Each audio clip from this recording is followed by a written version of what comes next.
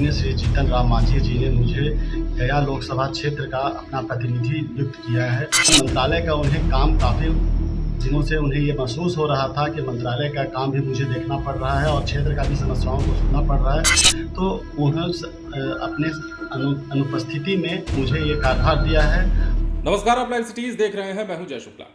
एक नेता या फिर एक जनप्रतिनिधि की पहली प्राथमिकता क्या होनी चाहिए? पहली प्राथमिकता जनता होनी चाहिए और जनता के मुद्दों को लेकर एक नेता हो या फिर जनप्रतिनिधि हो, हमेशा आगे होना चाहिए।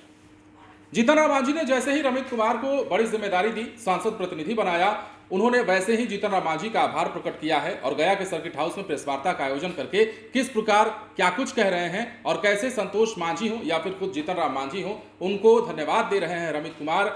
उन्हें सुनिए और इसके साथ ही ये जानकारी भी लीजिए कि रमित कुमार हम पार्टी के यानी कि हिंदुस्तानी अवाम मोर्चा के राष्ट्रीय प्रवक्ता भी हैं और इस नाते भी उनकी जिम्मेदारी बड़ी है और अब चूंकि सांसद प्रतिनिधि बनाए गए हैं तो ऐसे में उन्होंने जीतन राम मांझी का आभार व्यक्त करते हुए खुद को जनता के हवाले कैसे किया है, वो सुनिए।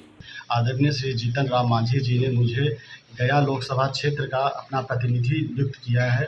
साथ में 2 सह प्रभारी भी उन्होंने नियुक्त किया है। टुटू खां जी जो सरघाटी विधानसभा क्षेत्र के हैं और उस प्रमंडल के समस्याओं को भी देखेंगे, और नंदलाल मांझी जी जो गया क्षेत्र के आसपास के समस्याओं को देखेंगे।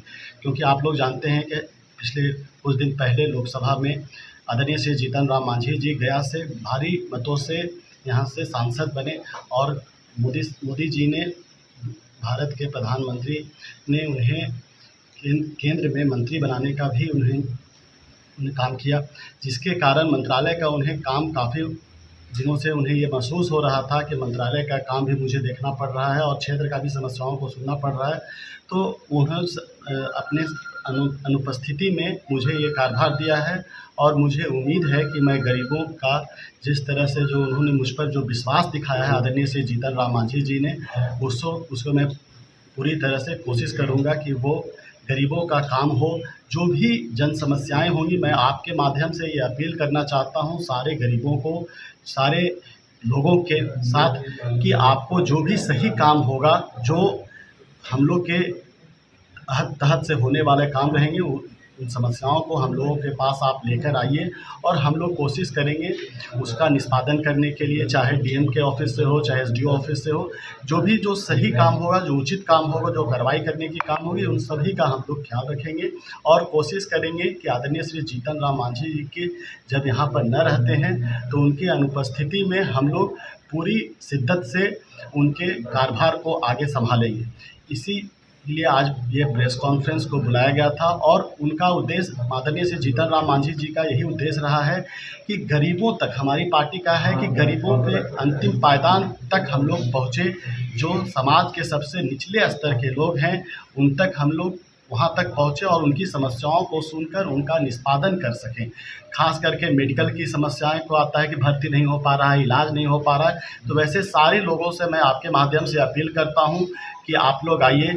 हम लोग अपना सबका फ़ोन नंबर भी प्रकाशित कर दे रहे हैं और मैं चाहता हूं कि वैसे आप रात में 12 बजे 2 बजे जब भी आप मुझे कॉल कीजिएगा तो मैं आपके सेवा के लिए तत्पर रहूँगा। आदरणीय श्री जीतन राम मांझी जी और हमारे नेता डॉक्टर संतोष मांझी जी के विश्वास को मैं इसी तरह से कायम रखने का अपना भरपूर कोशिश करूँगा। मैं आदरणीय श्री जीतन राम मांझी जी का शुक्रिया अदा करना चाहता हूँ कि उन्होंने मुझ पर ये विश्वास किया है और मैं ये उम्मीद दिलाता हूँ सारे गरीब गुरुओं से कि उनकी जो भी जन समस्या होगी उसे हम लोग, जो जनहित की बात होगी उसे हम उठाने का प्रयास करेंगे। आदरणीय श्री जीतन राम मांझी जी और हमारे नेता डॉक्टर संतोष मांझी जी जो हम लोगों पर विश्वास किया है, पूरी दोनों हम लोग तीनों की जो टीम है वो पूरे गया लोकसभा क्षेत्र के जितने भी गरीबों की जो समस्या रहेगी उसे हम लोग, मेडिकल का इशू हो, चाहे कोर्ट का इशू हो, चाहे थाना से रिलेटेड इशू होगा, तो हम लोग सारी चीज़ों जहाँ भी जो उचित बात होगी उसे हम लोग रखेंगे और उठाने का प्रयत्न करेंगे। और उन्होंने जो हम पर विश्वास दिलाया है इसके लिए मैं तहे दिल से उनका शुक्रिया अदा करता हूँ। धन्यवाद। सुना आपने, तमाम बातें कह रहे थे रमित कुमार और बता रहे थे कि जनता के लिए हमेशा खड़े रहेंगे और जनता के मुद्दों को हमेशा ही उजागर करते रहेंगे। कोई भी परेशानी होगी, कोई भी समस्या होगी, उनकी पहली प्राथमिकता यही होगी कि जनता के समस्याओं का निवारण किया जाए। ये तमाम बातें हो रही थी और जैसा कि हमने आपको बताया, गया सर्किट हाउस में हम पार्टी के राष्ट्रीय प्रवक्ता रोमित कुमार, राष्ट्रीय प्रवक्ता इंजीनियर नंदलाल मांझी और प्रदेश सचिव टूटू खान के द्वारा प्रेस वार्ता का आयोजन किया गया। मुख्य रूप से इसमें गया संसदीय क्षेत्र के सांसद प्रभारी के रूप में रोमित कुमार, अनुमंडलीय सदर गया सांसद सह प्रभारी के रूप में नंदलाल मांझी और शेरघाटी अनुमंडलीय सांसद सह प्रभारी के रूप में टूटू खान का मनोनयन केंद्र सरकार के कैबिनेट मंत्री और गया के सांसद जीतन राम मांझी के द्वारा किया गया है।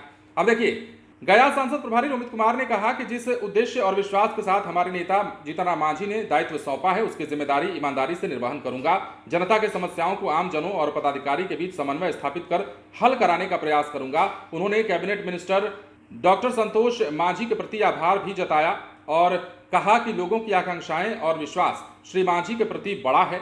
सांसद बन जाने के बाद गयावासी का विश्वास जो है वो बढ़ा है। कार्य क्षेत्र बढ़ने के कारण समस्याओं को हल करने में परेशानी हो रही थी। जनहित की समस्या को हल करना हमारे नेता जीतन राम मांझी, हमारी पार्टी के राष्ट्रीय अध्यक्ष डॉक्टर संतोष मांझी की पहली प्राथमिकता है। जनहित की समस्याओं को उठाकर हल करना जरूरी है। पुलिस प्रशासन, सामान्य प्रशासन, मेडिकल और अस्पताल आदि अन्य किसी भी तरह की समस्याओं को हल करना है। ये तमाम बातें रमित कुमार कह रहे थे और इस मौके पर युवा अध्यक्ष आयुष पासवान, नीरू सिंह, सुबोध सिंह सहित दर्जनों कार्यकर्ता भी मौजूद रहे। तो तमाम बातें कह रहे थे रमित कुमार। उन्हें बड़ी जिम्मेदारी दी गई है, राष्ट्रीय प्रवक्ता भी हैं हिंदुस्तानी अवाम मोर्चा के। इसके साथ ही गया में अब सांसद प्रतिनिधि के तौर पर भी वो काम करेंगे। तो ऐसे में उन्होंने न सिर्फ अपने नेताओं का आभार जताया है, बल्कि यह भी कहा है कि जनता के हितों के लिए सदैव तत्पर रहेंगे। पुलिस और लोगों के बीच में समन्वय स्थापित कराकर समस्याओं का निदान किस प्रकार किया जाए, इस पर उनकी ज्यादा जिम्मेदारी रहेगी, इसकी ज्यादा जिम्मेदारी रहेगी और इस पर उनका फोकस रहेगा।